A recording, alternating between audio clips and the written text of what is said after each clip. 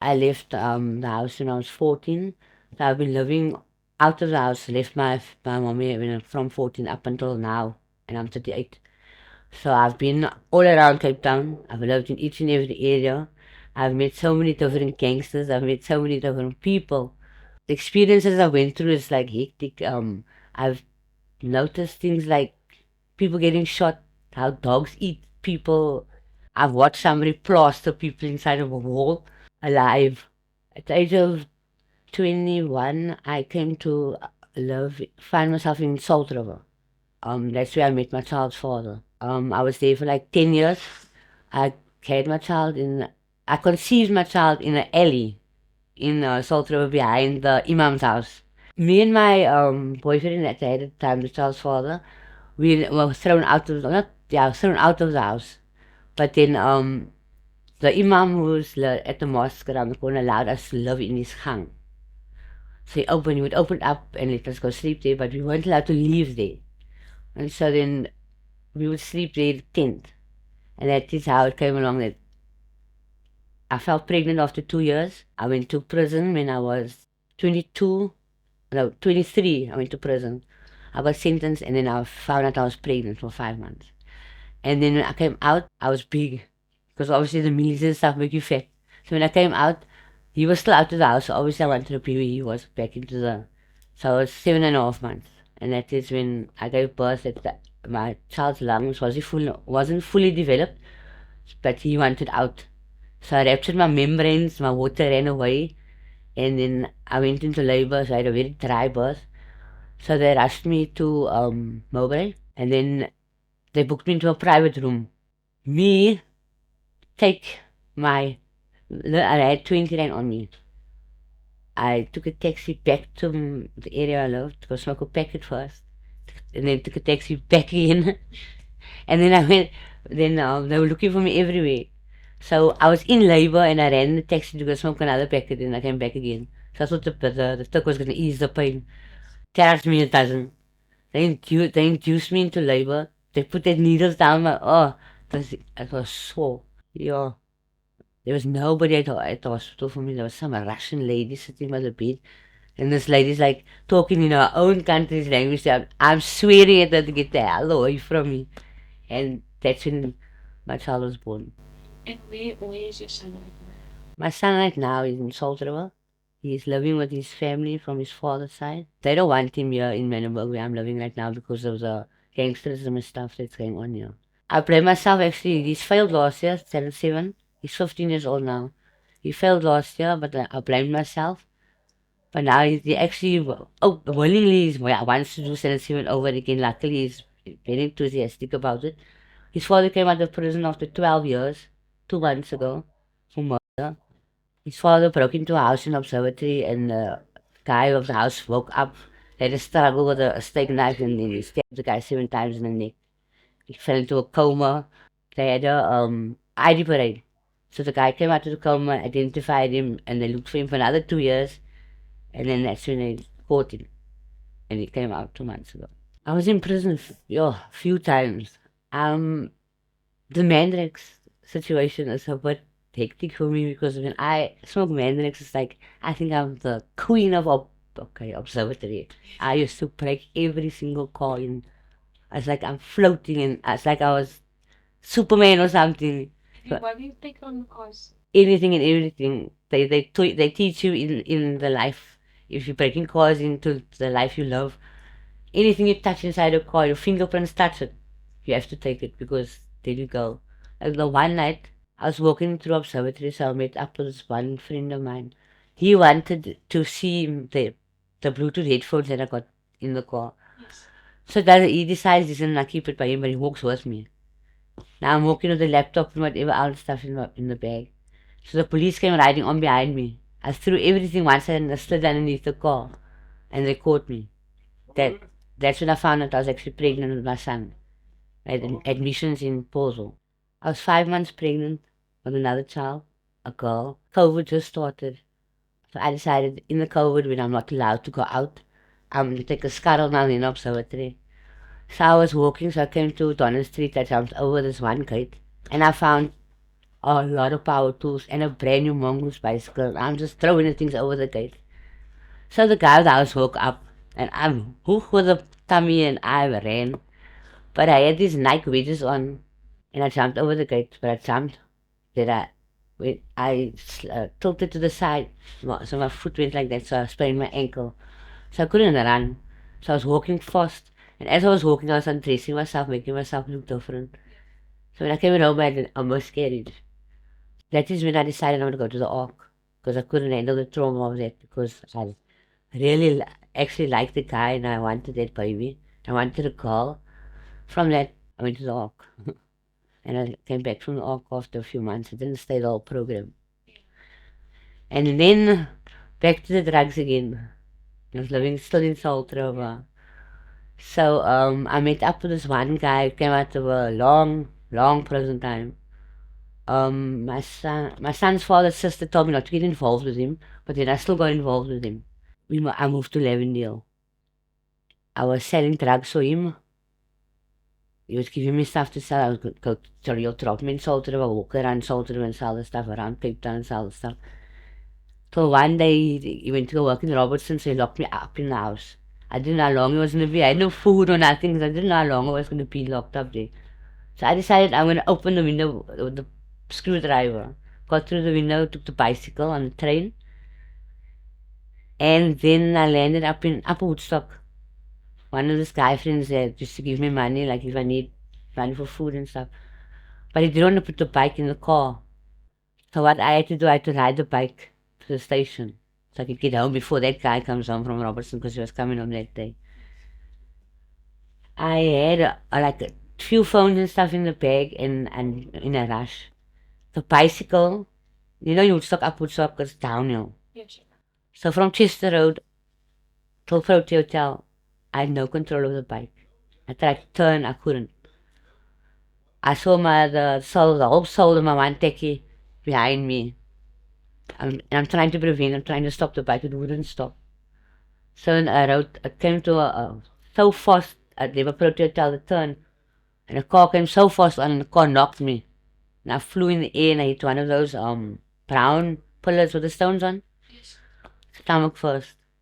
On there. So I opened my tummy and my liver. So I curled myself up into a ball. I didn't even cry. But then when the police came on the scene, the police said, no, just wait. We're going to take this woman first to the police station before we take her to the hospital. Because I want to see if the stuff in her bag isn't stolen. And I'm like internally bleeding, not outside, inside. I can show you. Can I show you the Yeah, like? I have a zip from down here, like right up to here. I see. Now they wouldn't allow the ambulance to take me. I had to go into the police van. So, but the more the ambulance tried to tell them, you can't pick her up like that and take her like that. You can come to the hospital and do it there. Yes. They wouldn't allow it, and so I had to they picked me up and put me into the police van. While you were bleeding. Internally, yeah. So then I was in the van, they took me to the police station, they did a morphine touch, they checked everything first. They tried to like find something on me so they could take me into custody, but there was nothing. And then I had like a 5.5 hour operation for them to stitch close my liver and my tummy. And I'm not sure if I can have children anymore. No one wants to tell me if I can have. I asked the doctors and everything. I didn't know if I can have children anymore. I would love another child, but not too sure. And how long were you in hospital getting it out? I think it was 2 weeks. Then after that, they discharged me. I went to my mother in Brooklyn. I stayed there for a month, and I had stainless steel staples, and I got it removed at Brooklyn the hospital. From there, every time I would walk, it was just my stomach stretching more and more and more, and I just wanted to come out in Lavendale. I want to be back there with that guy, but it was a bad mistake to leave Brooklyn and go to Lavendale, because that's where I found out this guy is not actually with me, even though he came to visit me every night. He's not actually with me. Heartbreak is also a big part of drugs. I can't handle heartbreak. I always used to question God and ask God, why me? Why can't you just give me the love, take away the loneliness, and give me somebody that I can actually, like, yes, make your life worse, but it doesn't come out there. You make me cry. You are allowed to cry. It's fine to cry. Do you think the reason you're feeling this way is because you also didn't really have your parents really like that growing up? Yeah, I never ever met my father from when I was born. My mother just says his name is Clive Groenewald. Um, my mother was an alcoholic from when I was born until the age of about 15, 14, 16. I used to sleep by my elder sister a lot. I used to sleep by my auntie a lot. It's like, I would do anything just to get away from mom and sleep by any other family member. Um, there was a point when I didn't even tell my mother about this until I was in KTC rehab in Maitland. Um, that when I was 7 years old, my one uncle, he would touch me and things like that. And my elder sister's father would try his luck on me as well. A lot of guys, while my mother was drinking, when I was still younger, she didn't know the things that they were doing with me at that point. So I would. And you said at what age was this? 7, yeah. So a lot of her guy friends that came to her would like touch me and do things to me that she wasn't like actually aware of. I couldn't tell her about it because it's like when used to watch TV and see these things on TV, like what the point of telling your mother? She's not going to believe you because it's her friends that she drinks with. So I've got a lot of things that I've got like there's some inside of me, and I'm just throwing every into a bottle, closing the bottle and putting it back there. Has happened in my life to me. I was like a few times. I was like one night, in Stockmine Road, a bongo pulled me by my hair off the highway to the railway line. I was gonna die that night really. He just came to you. Uh, he came out of the shadows. I don't know where he came. It was 4 o'clock in the morning, and I was walking to a tavern that's now closed down. I don't know if you heard the place Mascane. A lot of foreigners, Zimbabweans, and that live there. It's like they live underground. So where they dig a hole to like put a tent up and stuff like that, and they live there. And they sell unga and stuff there. But I've never smoked unga. I will never smoke it. I was on my way to that tavern when the guy called me. I wouldn't turn around. So he grabbed me by my ponytail and he literally pulled me. I was on the floor. He was pulling me. He threw me over two concrete slabs over the wall and he pulled me to a bush. And I begged and pleaded him to use a condom. And he didn't because he didn't want to take it from me and use it. So I didn't go to the police station. I didn't go to the hospital. I just went to the local clinic like 2 3 weeks later to find out if I was like HIV positive or if there's anything. I had a pap smear and all of that. And so I didn't tell anybody about it. No, I'm actually telling you about it. But a lot of stuff happened. Now I'm thinking maybe that's also why I can't have children because of the severeness of how you treated. Um, but maybe God's grace, God will give me a child to change my life. Do you know when I was younger, when maybe I used to go to clubs with my paper with my elder sister. I was 13, I just wanted to be around her and her friends. So I always used to ask God, I want a child from a merchant. And guess what? He gave me one. Anyway, so he's the most beautiful son I could ever have. He saved my life many times. And you don't get to see him stop. I'm allowed to see him whenever I want to. That That's that is they give me that privilege, and they will never ever keep my son away from me. But as me myself, that's keeping me away from my son, because sometimes I think, okay, not sometimes. I think if I want to go to my son, I can't look the way I'm looking. What does it look like? His friends, parents is all like normal people working and stuff. Here comes Auntie Claudia, and she's like, "Yo, is that Riyad's mommy?" Yeah. So I've got a lot of self-esteem that I'm working on. That's why I've been to the Ark 9 times. I've been to the court sentenced me to KTC in the Maitland. But it looks like I'm gonna be going for number 11 now, Victory Outreach. I'm working through the pastors of the church, so they're gonna try and help me this time. Because the word went out in church to say that God's giving me grace, the last chance. I'm not gonna take this with open hands, and I don't know what's gonna happen in my life. The few times that you went before, when you came out, did you know in your mind that you would use again? Yes. Even when I was in prison, even and at rehab, I didn't deny. I wasn't in denial of thinking that I wasn't gonna smoke again because of my living, the situation, circumstances and stuff. I know that there where I'm living, I get the drugs is like just there. I don't know.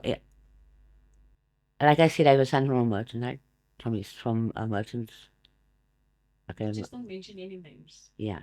But my son is from a people that they smoke all. So now I knew when I was in prison at that time, every time I would come out, I was going to smoke again. I didn't deny. I wasn't in denial about it because I knew it was going to happen. Even when I went to the Ark, the area I'm coming back to and the circumstances I'm living in, I knew I was going to smoke again. There's no stability anyway. If I knew that I would have my own place, that is my main thing in life, is just to have my own place to stay.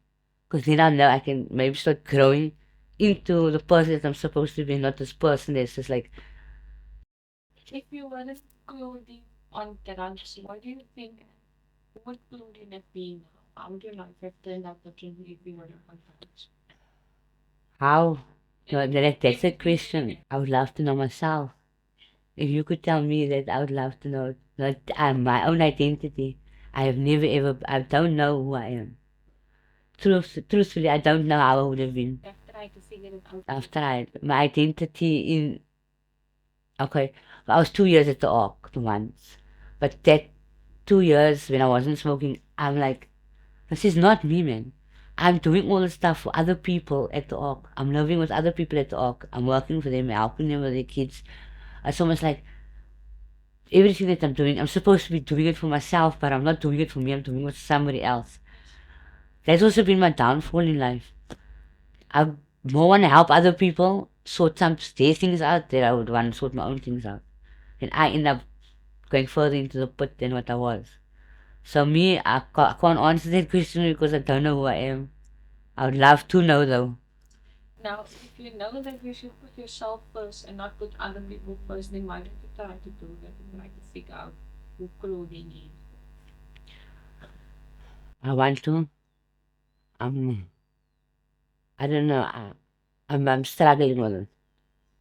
I like to see the next person happy, but I'm struggling to keep myself happy. I'm hurting myself more and more emotionally. My emotions, I keep it bottled up, man. And when I break, I break. I want to change my life, truly. I really want to change my life. I think I can be a really person that I can go far, man. Yeah, I should bring a photo to show you how I looked when I was fat. But now I I don't know how to do anything. It's like the drugs has got me so big that I don't know when, what, and what. I feel like I'm still that 13-year-old child, that 14-year-old girl that left her mother's house. I'm still at that point. I haven't furthered, I haven't gone anywhere. I'm still 14 years old. That is the life I'm living. 14 years old. But there are still people in your life trying to help and willing to help. Yes, they are. I won't say there isn't. My sister, every single day, my sister preaches. Every single day. I, I'm how to say, hardkoperag. I will do one thing and then I'll think, like I made my ID 3 weeks ago, and I think, okay, that's a start. Now I'm going to start doing things right. Uh, come back home after doing my ID, straight to a pakje of pill. I think I need to be like in a psychiatric ward when they wear that white jackets and they can keep me like tied up. I was telling this one lady I work for, I 12 for her. I was telling her the other day, she's got an empty room there in the house. And I was asking her, can't you lock me up in that room and you give me food, you throw it under the door? Like in the movies and they give the food to prisoners. You know what she said? She just laughed at me, but I would say, I need to be locked up behind a gate or in a house or something, and then I can come over there. It's the only time I'm clean, I won't lie to you. It's like I need to be locked, chained, again, chained. I think, But it's still like when you go to the ark, then you go there to get off drugs. Then when you come back and you come here, it's a different situation. but get this, when you go to the ark, you sign yourself in and you sign yourself out if you want to leave. So ARC has that thing that when you sign yourself in, I did it for 2 years to stay there. So I stopped on my own. They don't stop me. I stopped on my own. So why can't I do it outside? What's the difference? Yeah. I'm trying to ask myself that question. I've been trying to answer that question, but I can't. Because when I'm outside, it's like I'm haywire. And when I'm there, it's like the Lord pulls me in. And He But keeps do you me. feel it's a different environment? It could be. And you were around other people trying to do the same thing you're doing. That's what you all are there for. I think the peer pressure, and trying to impress other people and things like that, I think that's the main. Yeah, I just want to be the person that's always making the drugs and all that. I don't want to smoke from other people. I just want to have my own stuff and keep them. I don't want nothing from nobody. Yeah, yeah. Do you think if someone had to give you a job right now and tell you like, here's a job for you, you can come every day, Monday to Friday, a steady income, everything like that, would you still be the clothing that steals or anything you see, or would you try your best to change it, like knowing yourself right now? Okay, at the point I am in life right now, Yes. I would take the job, open arms. I would start the first 2, 3 days, and I'll be honest about everything. I won't steal and everything. Once I get my first paycheck, and the money's finished, and I must now wait till the next Friday maybe to get paid. And I can't wait. I can't come right with money while I'm at home. I'm gonna start stealing. I know myself just like that. So I would think that no, I don't think somebody must give me a job right now. Like at the moment, I am working for odd jobs. I'm doing a lot of stupid things while I'm working it, but I don't know. I'm gonna come right. I know it. I've my heart, and I'm gonna come right.